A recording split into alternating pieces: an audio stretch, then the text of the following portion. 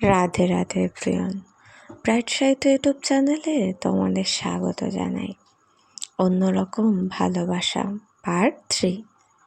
কিছু ভুল ত্রুটি হলে ক্ষমা করে দিও। স্টেজের সেই মুহূর্তটা যেন দুজনের মাঝখানে আটকে রইল। ঈশা, আমি তোকে বলেই থেমে গিয়েছিল। তারপর থেকে সব কিছু আবার স্বাভাবিক হয়ে গেল। ভেতরে ভেতরে কিছুই আর আগের মতো ছিল না।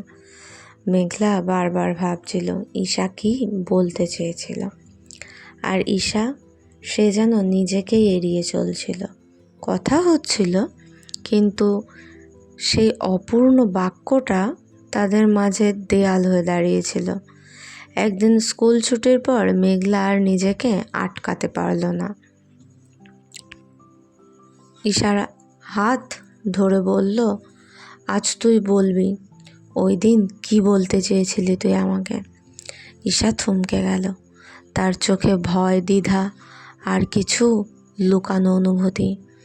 সব কথা বলা যায় না মেঘলা। মেঘলার গলায় কষ্ট। কেন? আমি কি তোর নিজের না? এই প্রশ্নটা ঈশাকে চুপ করে দিল। কিছুক্ষণ পর সে ধীরে ধীরে বলল, তুই খুব নিজের, তাই ভয় পাই। মেঘলা অবাক হয়ে তাকিয়ে রইল। ভালোবাসা কখনো কখনো সাহস না, ভয় হয়ে দাঁড়ায়। সেদিন সে প্রথমবার বুঝল সেটা। সেদিন বিকেলে স্কুলের ছাদে কেউ ছিল না। হালকা বাতাস, দূরে সূর্য ডুবে যাচ্ছে। ঈশা আর মেঘলা একসাথে দাঁড়িয়েছিল। নীরবতা ভেঙে ঈশাও বলল, আমি আর লুকাতে পারছি না। মেঘলার বুক ধড়ফড় করতে লাগলো। ঈশা ধীরে তার দিকে তাকালো। আমি তোকে ভালোবাসি। সময় যেন থেমে গেল। চারিদিকে হাওয়া বইছিল, চারপাশে সব শব্দ হারিয়ে গেল। মেঘলার চোখ ভিজে উঠল। সে এতদিন যে অনুভূতিটাকে ভয় পাচ্ছিল, আজ সেটাই সামনে দাঁড়িয়ে। কিছুক্ষণ চুপ থাকার পর সে বলল, আমিও। একটা ছোট্ট শব্দ, কিন্তু তার ভেতরে ছিল হাজারটা অনুভূতি।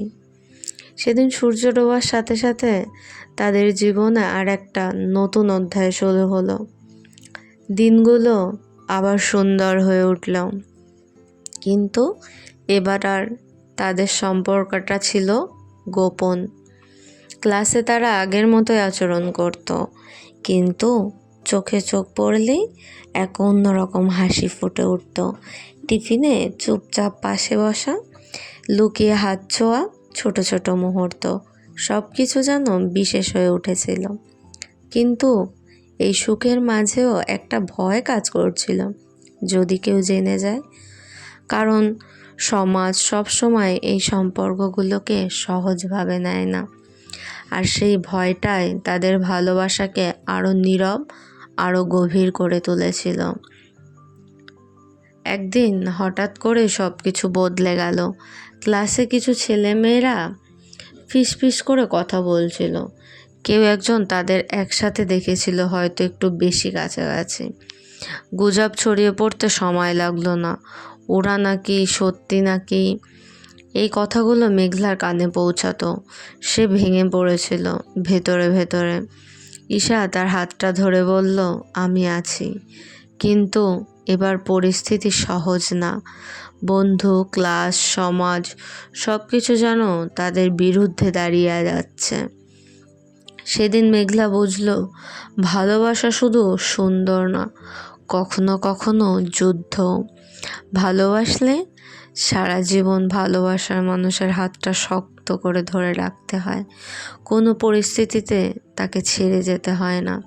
সেটা ফ্যামিলি হোক, বা সমাজ হোক, বা বন্ধুত্ব হোক, সবাইকে বুঝিয়ে নিজের ভালোবাসাকে নিজের করে নিতে হয়। কি তাই তো? নেক্সট পার্ট চাইলে কমেন্ট করো। ভালো লাগলে একটু লাইক, কমেন্ট এবং শেয়ার করে দিও। তো খুব ভালো থেকো, সুস্থ থেকো। রাধে রাধে।